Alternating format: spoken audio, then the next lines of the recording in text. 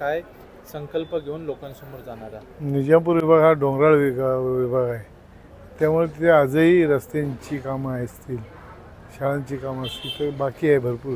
विकासाचा बॅकलॉग आहे तिथे, तो पूर्ण भरून काढण्याचा विचार. त्याबरोबर MIDC मेन जे तिथे माणगाव तालुक्यातली महत्त्वाची MIDC तिथे आहे.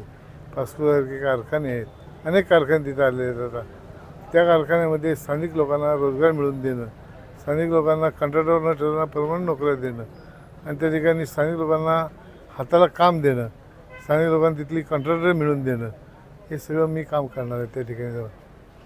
तुमची आणि शिवसेनेची अशी अतिशय चुरशीची लढत या मतदारसंघात होणार आहे.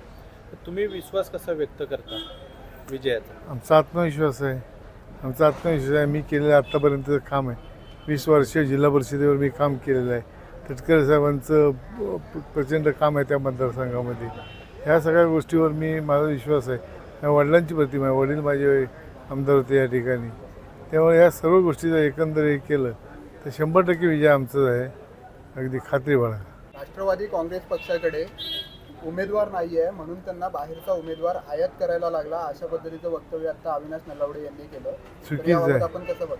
चुकीचं आहे, कारण की वडगावला माझी स्वतःची मिळकत आहे. मी स्वतःचं माझं पोट तिथं, माझं क्रशरपासून माझं सगळं तिथंच आहे आणि शहराच्या जवळच्या यादीत नाव आहे माझं, लक्षात. त्यामुळे मी बाहेरचं आहे बोलणं चुकीचं आहे.